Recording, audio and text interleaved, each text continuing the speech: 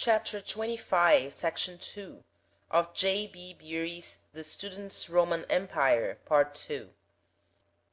Recording by Lenny. The Student's Roman Empire, Part 2, by John Bagnell Bury. Chapter 25, Literature from the Death of Tiberius to Trajan, Section 2. Literature under the Flavian Emperors. All the Flavian emperors patronized literature, although none of them was so devoted to it as either Claudius or Nero. Vespasian was not unskilled, even in Greek eloquence, and he wrote memoirs.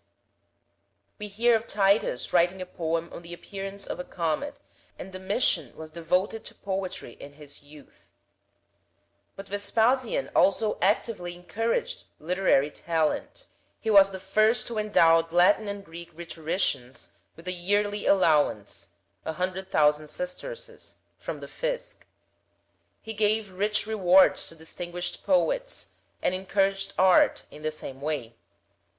Domitian promoted poetical activity by the Capitoline and Alban contests. The effect of Domitian's despotism on literature may be easily exaggerated. His rule, though absolute, was not despotic until the later years of his reign, and it was only a small class of people who had anything to fear from his suspicion or jealousy. There is no question that men were not free to criticize the government or write republican tirades, which were really an attack on the imperial system, but there were many other subjects for poets or prose writers to choose if they wished. The writing of contemporary history is the only branch of literature which must necessarily suffer under such a rule as that of Domitian. Gaius Plinius Secundus, A.D. 23-79, of Comum in Cisalpine Gaul, generally called the elder Pliny to distinguish him from his nephew, was perhaps the most learned man of his time. His death, in the great eruption of Vesuvius, has already been mentioned.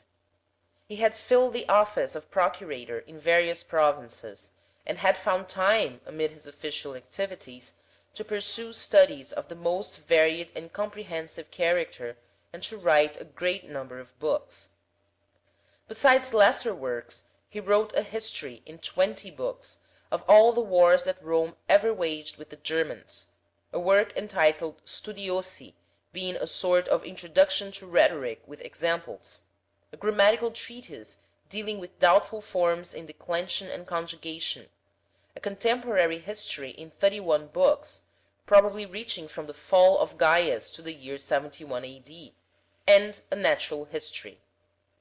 Pliny's nephew gives us an interesting account of the manner in which his uncle disposed of his time, so as to be able to get through an amount of literary work which another man, with all his time to himself, could hardly accomplish.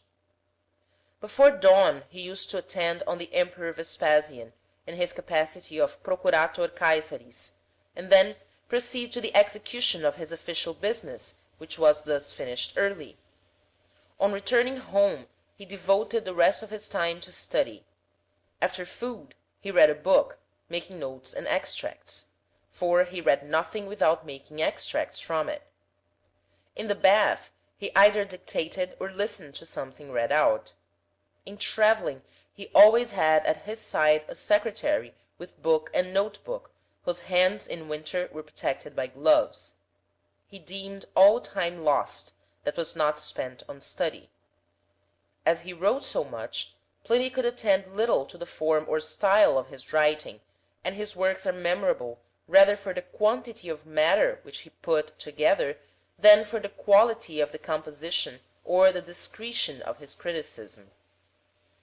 The only one of his works which has been preserved is his Naturalis Historia, dedicated to the Emperor Titus in 77 A.D. It consisted, according to the design of the author, of 36 books, to which was prefixed a list of the contents and an account of the sources which he used. This prefatory matter was afterwards issued, probably by his nephew, as the first book, so that the work in its present form consists of 37 books. It gives an encyclopedic account of the results of natural science, and deals with physics, geography, zoology, anthropology, botany, and mineralogy. Pliny was conscious of the dryness of his work, which sometimes becomes a mere enumeration of details, and he endeavoured to enliven it by introducing occasional descriptions in the rhetoric style which was then in fashion. He introduces the different subjects of which he treats by general remarks, often in a moralizing tone, and very concisely expressed. Like Seneca and Columella, he frequently deplores the degeneracy of the age.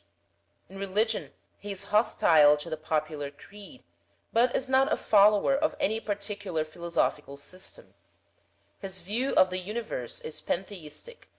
He inclines to the belief that the sun is the spirit and mind of the world, the chief ruler and deity of nature. The most eminent historians under Vespasian were Marcus Clavius Rufus, an orator of consular rank, and Vipstanus Messala, also an orator and a friend of Tacitus in his youth. The work of Rufus embraced the reign of Nero and the events of the year of the 4 emperors. He took an unfavourable view of Seneca, whereas another historical writer of the time, Fabius Rusticus, praised Seneca's political career. Messala, who had taken part as a military tribune in the events of 69 A.D., wrote memoirs of his own experiences. Under Domitian, Vibius Maximus wrote a universal history. None of these works have survived. Of orators, M. Aper was one of the most distinguished. Of jurists, the Sabinian, Silius Sabinus, a man of great influence under Vespasian, and the Proculian, Pegasus, reported to have been an incorruptible interpreter of the laws.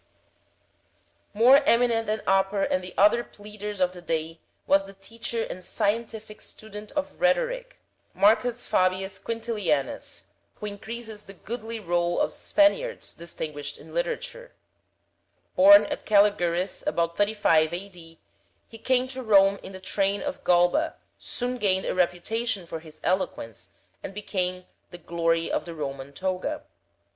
Like his countryman Seneca, he was entrusted with the education of the imperial princes, the grandnephews of Domitian. He was the first to hold the professorial chair of rhetoric at Rome, founded by Vespasian. He was very successful as a teacher and acquired wealth. His great work, entitled Institutio Oratoria, the Training of an Orator, consists of 12 books, intended to be a complete guide to a man's education for a public career from childhood. He has a high ideal of the duties and rights of an orator. His treatise is not so superficial as those of Cicero on the same subject, but it is more popular than the technical handbooks on rhetoric.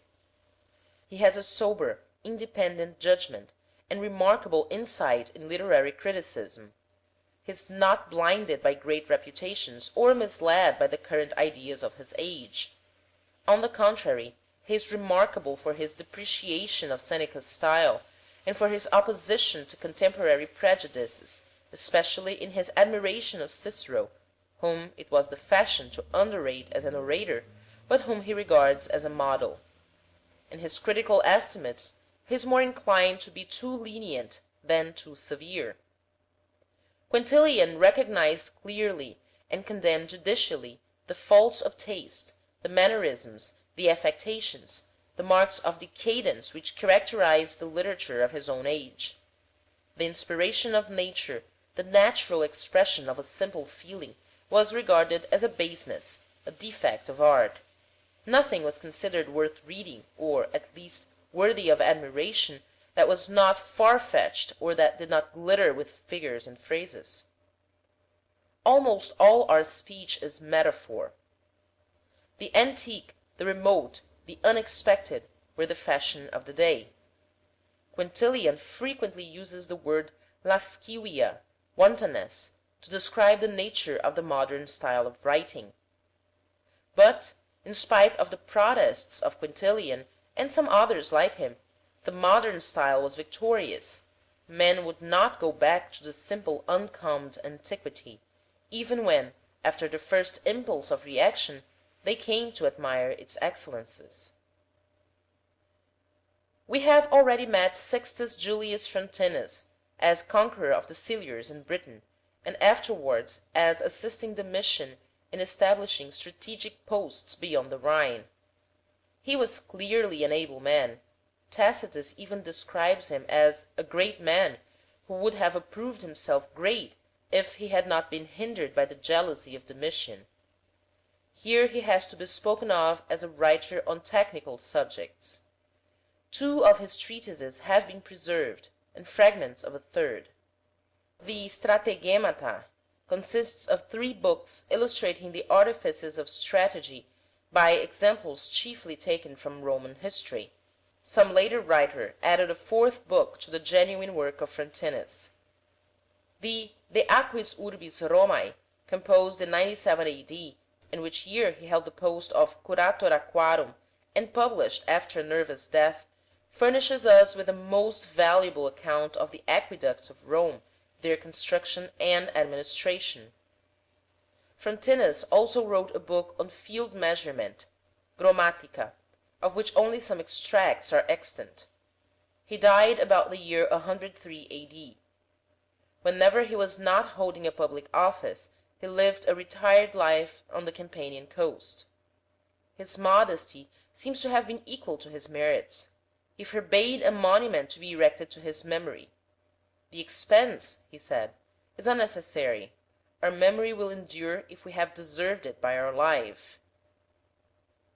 Another technical writer of Domitian's time deserves mention, the grammarian Aemilius Asper, best known for his commentary on Virgil, which seems to have been a valuable work, but unfortunately only extracts remain. Epic poetry was diligently cultivated in the Flavian age, and we possess no less than 4 heroic poems, 3 of considerable length. Gaius Valerius Flaccus began his Argonautica in the reign of Vespasian, whom he invokes in the opening verses. The composition of the work went on during the following reign, until the poet died before the year 90 A.D., leaving his poem unfinished in 8 books. The death of Medea's brother Absyrtus and the return of the Argonauts to Greece were still to be told, and it seems probable that Valerius intended the whole work to consist of 12 books, on the model of the Aeneid. Valerius made the Argonautica of the Alexandrine poet Apollonius of Rhodes the basis of his composition, but took care not to borrow the tedious erudition of the Greek.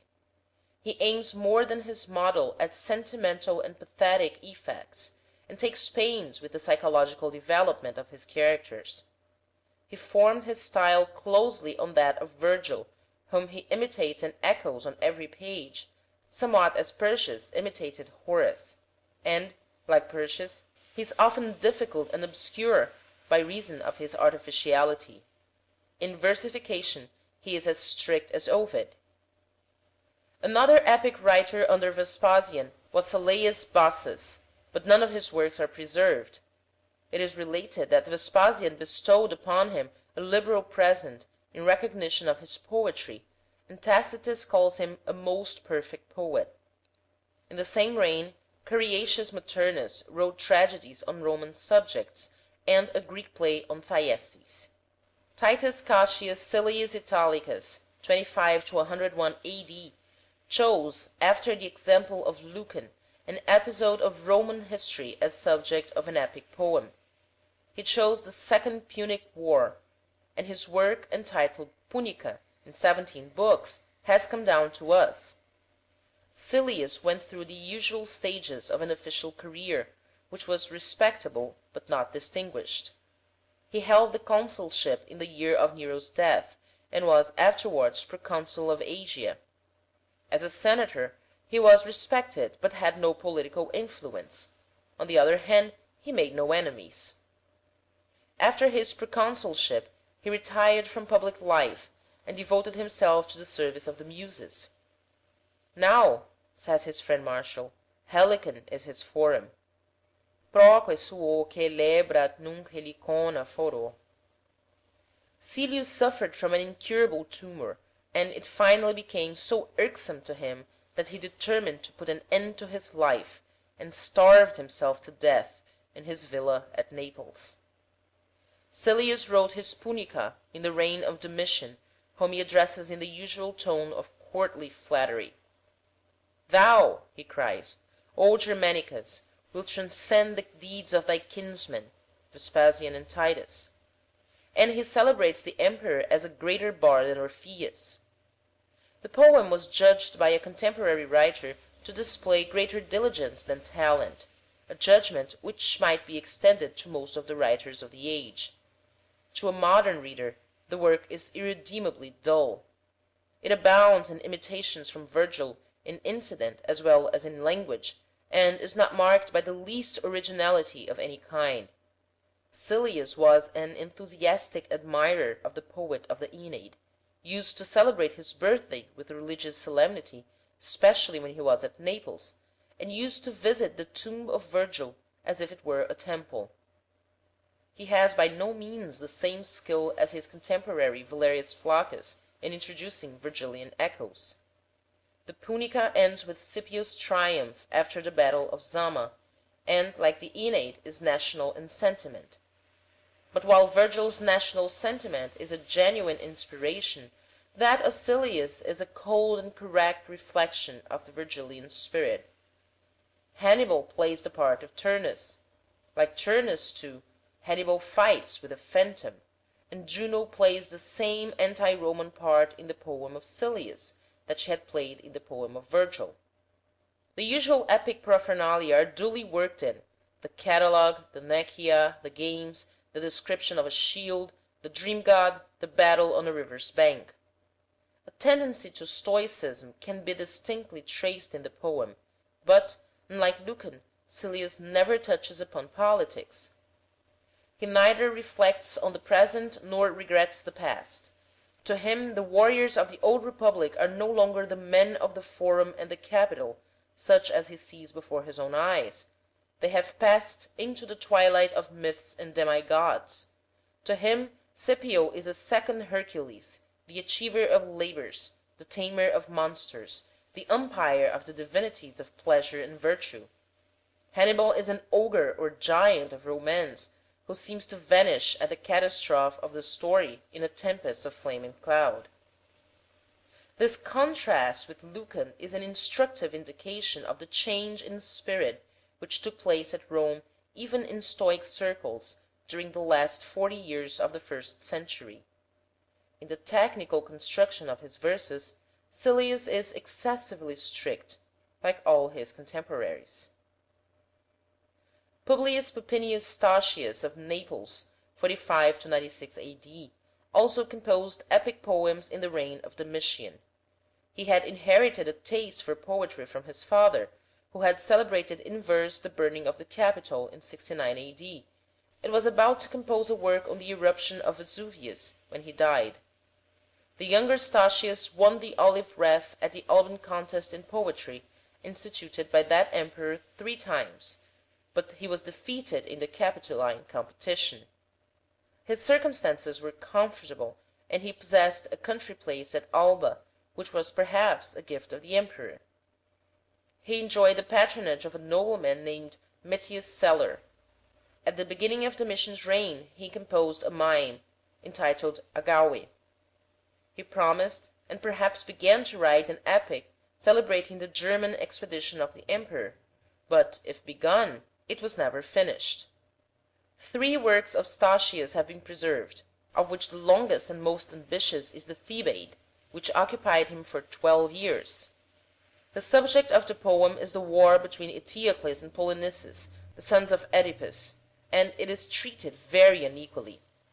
The first 10 books are devoted to the preparations, and are lengthened out with digressions and prolix speeches, while all the important events, to which these preparations lead up, including the combat of the brothers and the story of Antigone, are compressed in the last 2 books.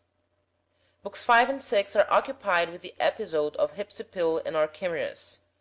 This want of artistic proportion is to some extent compensated for by careful finish in the detail, but there is little psychological skill in portraying the characters, and little poetical imagination. Like Valerius and Silius, he regards Virgil as the epic mode. It is probable that he drew his material from the Thebaid, from the Greek poet Antimachus. Of another epic poem, dealing with the life of Achilles, only a small part was written, and this has come down to us. The first book of the Aeschylade tells how Thetis hid her son among the daughters of Lycomedes at Cyrrhus, how the distinguished hero made love to Deidamia and was discovered by Ulysses. Of the second book only a short fragment remains. The style is less crabbed than in the Thebaid. The Silvae is a collection of occasional poems arranged in 5 books, and is the most interesting of the works of Statius. Each poem was composed separately, and a number, from 5 to 9, afterwards collected in a book, which was published with a prose preface. The greater number of these pieces are in hexameter meter, but some are in hendecasyllabic, alcaic, and Sapphic meters. They were almost all written in the last 6 years of Domitian's reign. The first book is dedicated to the poet Stella, and one of the poems included in it is an epithalamium on the occasion of the marriage between Stella and Violentilla. Deaths and births, the handsome villas, the rich baths, or the beautiful statues belonging to wealthy friends, form the subjects of other pieces. There is a lament composed on the death of the poet's father, and an eclogue, really a sort of familiar epistle, to his wife Claudia. One poem celebrates the birthday of the poet Lucan, whom he extols with enthusiasm, and the circumstance that he praises Cato and speaks sympathetically of the spirit of Lucan's poem shows that Domitian's censorship of the press cannot have been as severe as it is sometimes made out to be. Statius, however, regarded Lucan entirely from a literary point of view. He was a court poet, and was ready to purchase the favour of Domitian by adulation, both of the emperor himself and of his favourites. In celebrating the occasion of Domitian's 17th consulship, he adopted a tone of hyperbolic flattery. He composed a special poem to thank the emperor for an invitation to dine at the imperial table. He wrote lines on the locks of the boy Irinus, a favourite of Domitian. In the poems of Statius we observe a tendency to epigrammatic writing, and an anxious care in the coinage of phrases. Skill in epigram is indeed the characteristic of the age, and Martial is the characteristic poet. The verses of Martial, it has been said, are the quintessence of the Flavian poetry. Marcus Valerius Martialis, about 40 to 102 A.D., was born at Bilbilis in Spain, and thus makes the 4th Spaniard of the 1st century who holds a very distinguished place in literature. He lived for 34 years in Rome, and returned to his native country at the end of his life, 98 A.D.